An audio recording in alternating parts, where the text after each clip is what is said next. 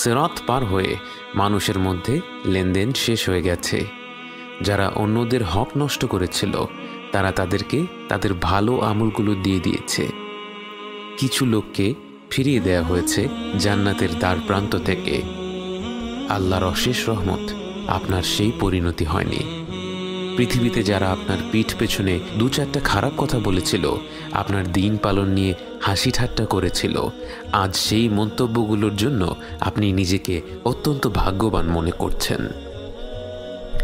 আপনি ভুলবশত একটু আধটু যাদের হক নষ্ট করেছিলেন, সেই হক নষ্ট করা সত্ত্বেও আপনাকে ফিরে যেতে হয়নি, কারণ আপনি এমন এক সময় ইসলামকে ধরে রেখেছিলেন যখন ইসলাম সঠিকভাবে পালন করা ছিল গরম কয়লা হাতের মুঠোয় ধরে রাখার চেয়েও কঠিন। হাজারো মানুষের কটু কথা সহ্য করে সবরের সাথে দিন পালন করার পুরস্কার আজ আপনার সামনে। এরপর এক স্বর্গীয় কণ্ঠ আপনাকে উদ্দেশ্য করে বলে, ইয়া আইয়াতুহান নাফসুল মুতমাইন্নাহ ইরজিই ইলা রাব্বিকি রাদিয়াতান মারদিয়াহ ফাদখুলি ফি ইবাদি ওয়াদখুলি জান্নাতি। সময়ের শুরু থেকে শেষ পর্যন্ত প্রতিটি মুমিন ব্যক্তি জান্নাতের দরজার দিকে ছুটে চলছে। এর মধ্যে উম্মতে মুহাম্মদ সাল্লাল্লাহু আলাইহি ওয়াসাল্লাম কতজন? আপনার মনে পড়ে যায় বুখারীর সেই হাদিস যেখানে রাসূল সাল্লাল্লাহু আলাইহি ওয়াসাল্লাম তার উম্মতকে উদ্দেশ্য করে বলেছিলেন, আমি আশা করি তোমরাই হবে জান্নাতের অর্ধেক জনসংখ্যা। জান্নাতের রয়েছে 8টি দরজা। বাবুস সালাহ খুলে দেয়া হবে তাদের জন্য যারা তাদের সালাত ঠিকভাবে আদায় করত। বাবুল জিহাদ খুলে দেয়া হবে মুজাহিদিনদের জন্য। বাবুস সাদাকাহ খুলে দেয়া হবে যারা বেশি বেশি দান সাদাকা করত। আর রাইয়ান হবে তাদের জন্য যারা বেশি বেশি রোজা রাখত। আল আইমান হবে যারা হিসেব ছাড়া জান্নাতে প্রবেশ করবে তাদের জন্য। আল কাযিমিন আল গায়ব হবে যারা নিজেদের রাগ নিয়ন্ত্রণ করত এবং অন্যদের ক্ষমা করে দিত। এছাড়াও হজ পালনকারীদের জন্য থাকছে বাবুল হজ এবং ঘন ঘন আল্লাহকে স্মরণকারীদের জন্য থাকবে বাবুল যিকর। কারো কারো জন্য জান্নাতের একটি দরজা খোলা থাকবে, কারো কারো জন্য একাধিক দরজা খোলা থাকবে, কারো কারো জন্য জান্নাতের সব কটি দরজা খোলা থাকবে। আল্লাহ যেন আমাদের জন্য জান্নাতের প্রতিটি দরজা উন্মুক্ত করে দেন। আপনি জান্নাতের একটি দরজার দ্বার প্রান্তে, কিন্তু একে আপনি দরজাই বা বলেন কি করে? এ এত প্রকাণ্ড এক প্রবেশ পথ যে এর দুপাশ কোথায় গিয়ে শেষ হয় চোখে দেখা যায় না। মুসলিম হাদিসে বর্ণিত আছে, রাসূল সাল্লাল্লাহু আলাইহি ওয়াসাল্লাম বলেছেন, জান্নাতের দরজার এক পাশ থেকে আরেক পাশ হলো 40 বছরের যাত্রা। জান্নাতের দরজা খুলে দেওয়ার জন্য এগিয়ে আসবেন স্বয়ং রাসূল সাল্লাল্লাহু আলাইহি ওয়াসাল্লাম। জান্নাতের রক্ষী ফেরেশতারা তার পরিচয় জানতে চাইবে। তিনি বলবেন, আমি মুহাম্মদ সাল্লাল্লাহু আলাইহি ওয়াসাল্লাম। তখন তাকে বলা হবে, আপনি সেই ব্যক্তি যিনি না আসা পর্যন্ত আমাদের জান্নাতের দরজা খুলে দিতে বারণ করা হয়েছিল। অতঃপর জান্নাতের দুয়ার খুলে দেয়া হলো। এক অদ্ভুত আলো আপনাদের বরণ করে নিল। অগণিত ফেরেশতারা আপনাদের স্বাগত জানানোর জন্য এগিয়ে আসলো। আপনারা প্রবেশ করা মাত্র তারা বলে উঠল, সালামুন আলাইকুম, সালামুন আলাইকুম, আপনাদের উপর শান্তি বর্ষিত হোক। জান্নাতে অগণিত মুমিন বান্দা প্রবেশ করার পর আপনাদের স্বাগত জানানোর জন্য পরিবেশন করা হলো একটি বিশেষ পানীয়। ويسقون فيها كأسا كان مزاجها زنجبيلا عينا فيها تسمى سلسبيلا। শেষ পানি পান করেছিলেন হাউদে কাউসারে। তখন চিরকালের জন্য আপনার তৃষ্ণা মিটে গিয়েছিল। কোনো প্রকার তৃষ্ণা না থাকা সত্ত্বেও জান্নাতের এই পানীয় পান করে এতটা তৃপ্তি অনুভব করবেন তা আপনি কল্পনাও করেননি। সেই অনুভূতিটি প্রকাশ করা সম্ভব নয়। হয়তো এখন থেকে যেসব অভিজ্ঞতা হবে তার কোনোটি বর্ণনা করা সম্ভব নয়। তাও একটা হালকা ধারণা দেওয়ার চেষ্টা করা যাক। আপনার চারপাশের প্রতিটি মুখ উজ্জ্বল, প্রতিটি মুখ হাস্যোজ্জ্বল। কারো অন্তরে একটি ফোঁটাও মন্দ অনুভূতি নেই, কোনো হিংসা বিদ্বেষ নেই, কোনো আফসোস নেই, কোনো দুঃখ বেদনা নেই। সবাই সবার সুখ দেখে আনন্দিত, সবার মধ্যে এক আশ্চর্য রকমের ভ্রাতৃত্ববোধ কাজ করছে। একে একে নাম ডাকা হবে, সেই অনুযায়ী মুমিন ব্যক্তিরা জান্নাতে প্রবেশ করবে। জান্নাতের সেই অপেক্ষার স্থানে আপনি কতটুকু সময় কাটালেন আপনার জানা নেই। এখানে অপেক্ষা করার সময় আপনার মনে কোনো অস্থিরতা নেই। আপনি বাকি অপেক্ষারত মুমিনদের সাথে হাসি আর আনন্দে সময় কাটাচ্ছেন। অবশেষে আপনার নাম ডাকা হলো। পৃথিবীতে আপনাকে যত ভালো ভালো নামে মানুষ ডেকেছিল, সেই ভালো ভালো নামগুলো ডেকে আপনাকে জান্নাতের ভেতরে স্বাগত জানানো হলো। জান্নাতে প্রবেশ করা মাত্র আপনার অন্তরই যেন আপনাকে বলতে লাগলো আপনার আবাস কোথায়। রাসূল সাল্লাল্লাহু আলাইহি ওয়াসাল্লাম বলেন, প্রত্যেক ব্যক্তি দুনিয়াতে তার ঘর যত ভালোভাবে চিনত, তার চেয়েও ভালোভাবে তার জান্নাতের ঘর চিনবে। আপনি দ্রুত এগিয়ে যাচ্ছেন আপনার ঘরের দিকে, কাউকে কিচ্ছু জিজ্ঞেস করতে হচ্ছে না। সেদিকে যেতে যেতে আশেপাশে যা দেখছেন, আপনার কান যা শুনছে, যা কিছু সুবাস নাকে আসছে, সব কিছুই আপনাকে অভিভূত করছে। অবশেষে আপনি পৌঁছে গেলেন আপনার ঘরে। আপনার অন্তর আপনাকে বলছে এটাই আপনার ঘর। কিন্তু একে তো রাজপ্রাসাদ বললেও কম হবে। স্বর্ণ আর রূপা দিয়ে নির্মিত এক বৃহৎ ভবন আপনার জন্য অপেক্ষা করছে, যার স্থাপত্যশৈলী বাকরুদ্ধকর, প্রতিটি কোণে কোণে যার নৈপুণ্য, যার নিচে খেলা করছে স্বচ্ছ প্রবাহমান নদী, যে পানির শব্দে অন্তর জুড়িয়ে যায়।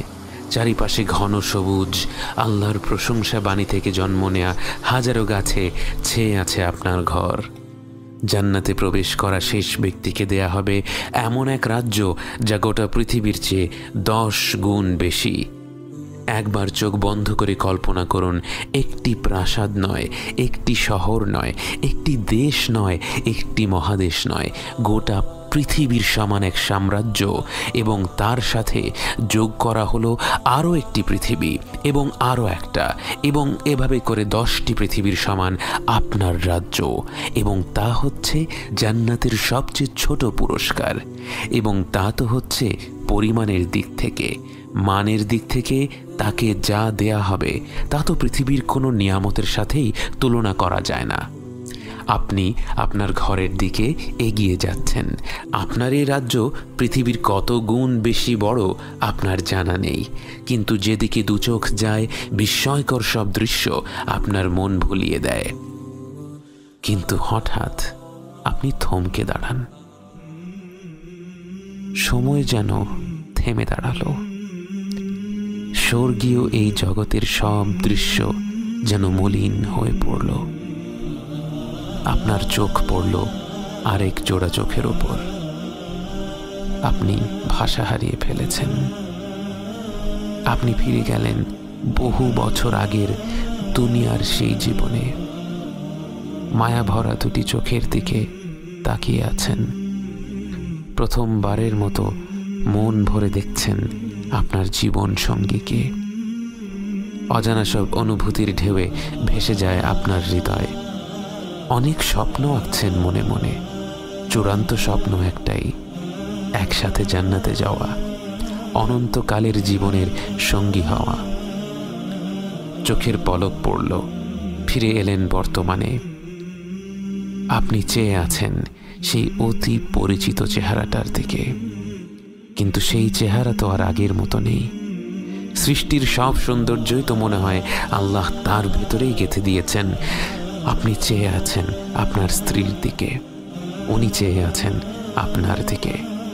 প্রবাহমান নদীর ছলছল শব্দ আর পাখির গুঞ্জন ছাড়া আর কোনো শব্দের প্রয়োজন হচ্ছে না।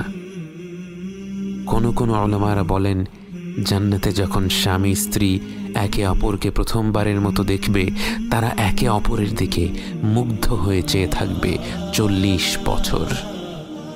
আপনার মনে হলো 40 বছর তো নয়, যেন 2-1 মুহূর্ত কেটেছে মাত্র। যতই দেখছেন ততই মন ভরে যাচ্ছে, আবার মনে হচ্ছে এখনো মন ভরেনি।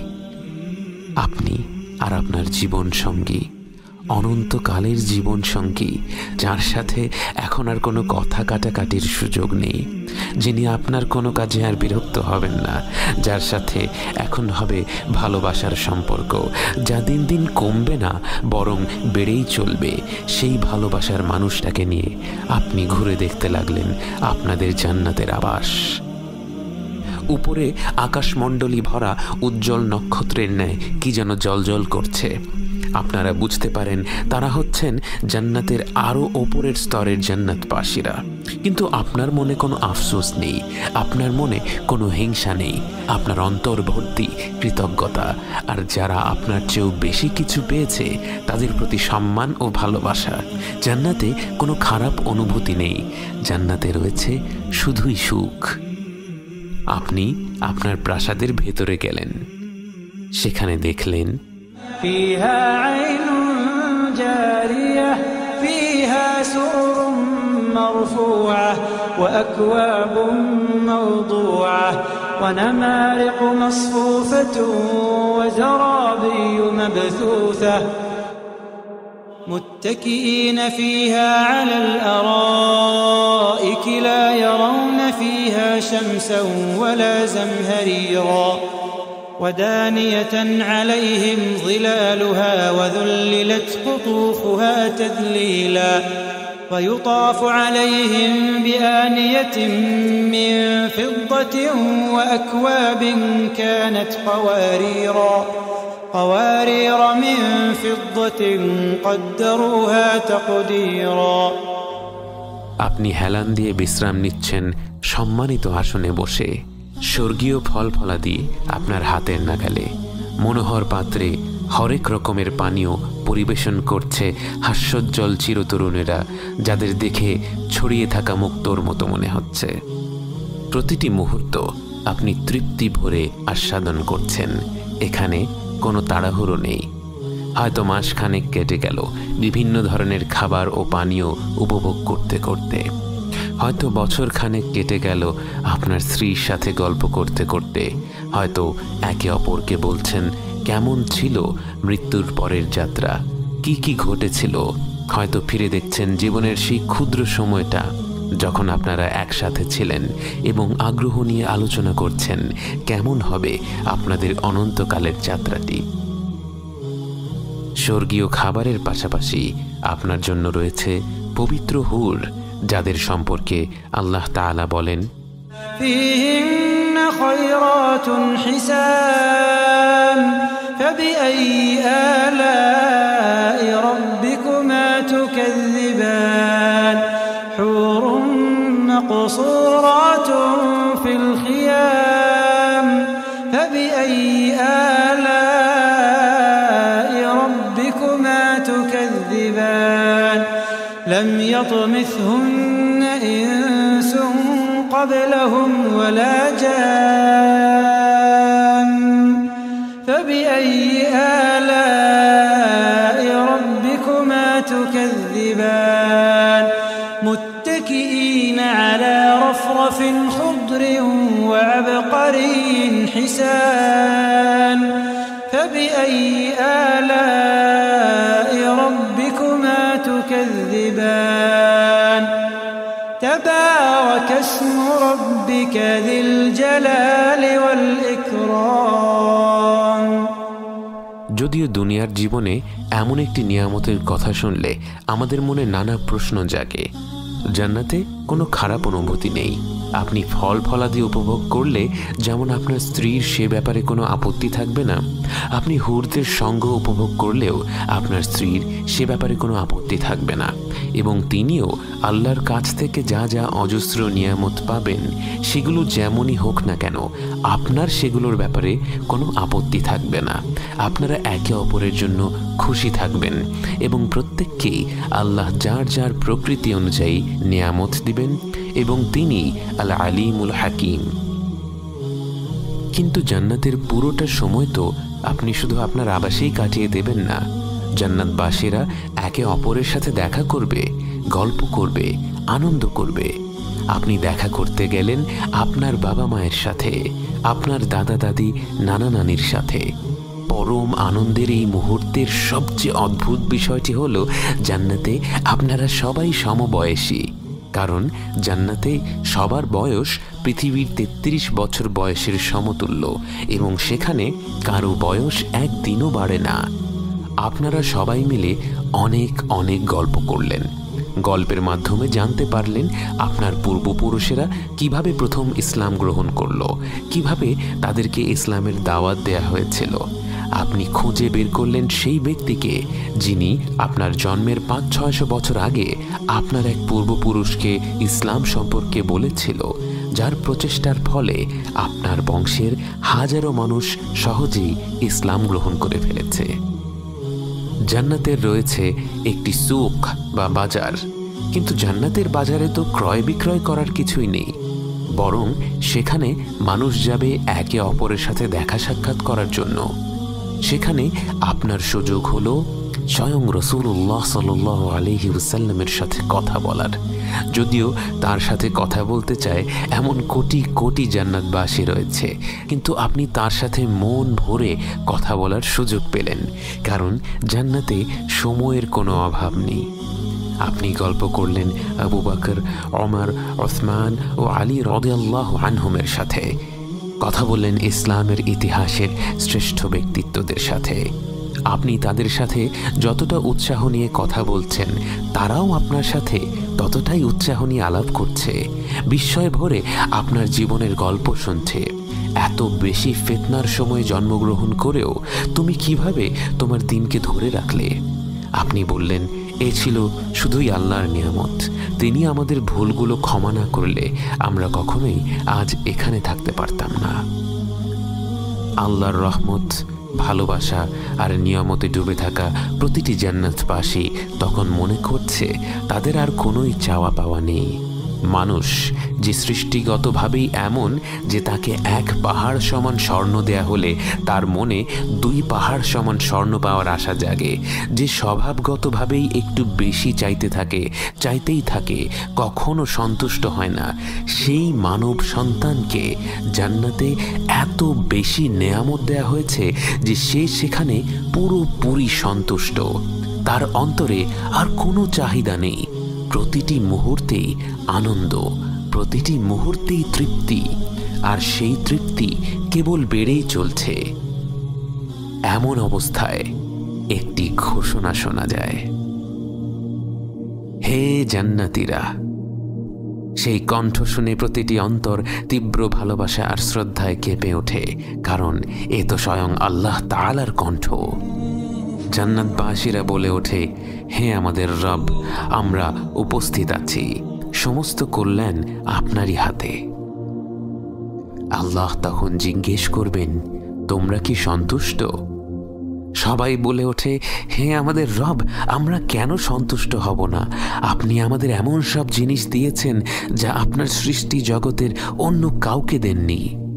সবার অন্তর যখন কৃতজ্ঞতায় ভরে উঠছে, তখন সবাইকে হতভম্ব করে দিয়ে আল্লাহ তাআলা জিজ্ঞেস করলেন, আমি কি তোমাদের এর থেকে আরো উত্তম কিছু দান করব না? সবাই বাকরুদ্ধ হয়ে যায়, যেই জান্নাতে প্রতি মুহূর্তে এমন সব দৃশ্য, এমন সব শব্দ, এমন সব ঘ্রাণ, এমন সব স্বাদ, এমন সব অনুভূতি যা মানুষ কখনো কল্পনাও করতে পারেনি, যে নিয়ামতগুলো প্রতি মুহূর্তে হয়ে উঠছে আরো বেশি আনন্দদায়ক। এমন নিয়ামতের চেয়ে উত্তম পুরস্কার আর কি হতে পারে?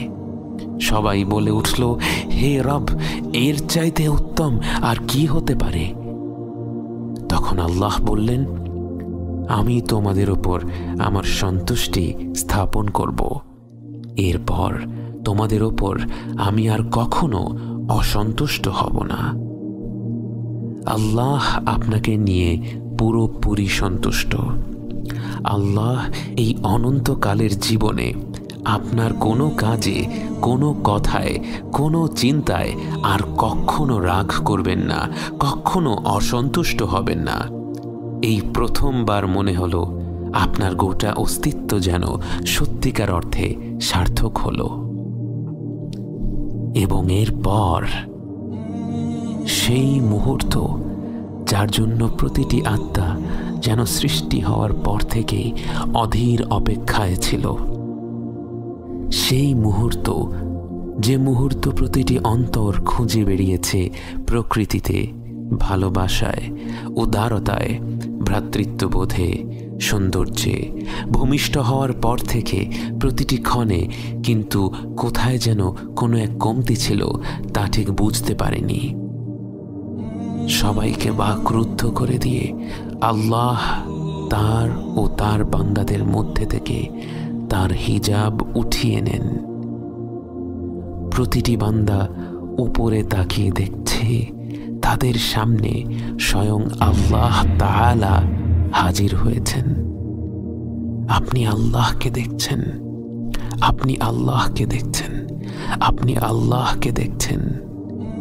জান্নাতের যে নিয়ামতের মহাসাগরে ভেসে আপনি এই প্রান্তরে এসেছেন, যে সকল নিয়ামতের জন্যেই আপনি কৃতজ্ঞ, যে সকল নিয়ামত তখনও আপনার কাছে অত্যন্ত প্রিয়, কিন্তু এই চূড়ান্ত নিয়ামত, আল্লাহকে সরাসরি দেখার নিয়ামত, হয়ে গেল প্রতিটি বান্দার সবচেয়ে প্রিয়, সবচেয়ে মূল্যবান, সবচেয়ে বিশেষ পুরস্কার।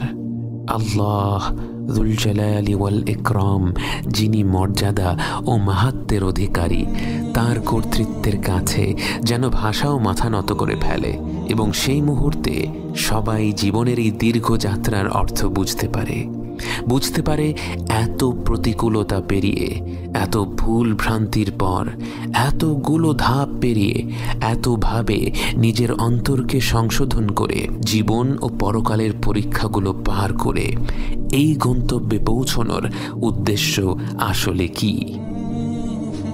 এক নিঃসৃত তরল থেকে জন্ম নেয়া মানুষ যে এত দুর্বল, এত অসহায়, এত ক্ষুদ্র, আজ সৃষ্টির প্রতিপালকের সামনে দাঁড়িয়ে তার এতটা নিকটে, তার পরিপূর্ণ সন্তুষ্টি অর্জন করে কোনো প্রকার বাধা ছাড়া তার সাথে সাক্ষাৎ করছে। তার মহিমার দীপ্ত প্রভার প্রবলতায় সে চূর্ণ বিচূর্ণ হয়ে যায়নি, বরং সে তার আলোয় আলোকিত হয়ে তার এই পরম নিয়ামত গ্রহণ করতে পারছে। আপনি বুঝতে পারেন আপনার অস্তিত্বের প্রতিটি মুহূর্তেই আসলে আর রহমানির রহিম আপনাকে তার কাছে টেনে নিচ্ছিলেন, এবং সেই গন্তব্যে পৌঁছানোর জন্য আপনার যা যা প্রয়োজন তাই আপনাকে দিয়ে গেছেন। তার সান্নিধ্যের পবিত্রতায় প্রবেশ করার জন্য আপনার যে আত্মশুদ্ধির প্রয়োজন ছিল, জীবন, মৃত্যু, জীবনের মাধ্যমে তিনি আপনাকে সেই আত্মশুদ্ধির পথ দেখিয়ে দিয়েছেন। এবং আলহামদুলিল্লাহ, আলহামদুলিল্লাহ, আপনি সেই পথে ছোট ছোট ধাপ নিয়েছিলেন। দুনিয়ার ক্ষণিকের জীবনের কোনো এক পর্যায়ে, কোনো এক অনুপ্রেরণায় আপনি সিদ্ধান্ত নিয়েছিলেন আপনি তার দিকে একটি ধাপ নেবেন, একটুখানি এগোবেন, এবং সেই একটি ধাপের ফলে তিনি আপনাকে তার রহমত আর ভালোবাসায় এমনভাবে আবরণ করে নিয়েছিলেন, নিয়ামতের পর নিয়ামত দিয়ে আপনাকে এমনভাবে ডেকে নিয়েছিলেন তার কাছে। আজ জান্নাতের এই নির্মল প্রান্তরে বসে আপনি আল্লাহকে দেখছেন, তার নিকটে পৌঁছে গেছেন। আপনার ভূমিষ্ঠ হওয়া আজ সার্থক হলো। জীবন, মৃত্যু, জীবনের যাত্রা আজ সার্থক হলো।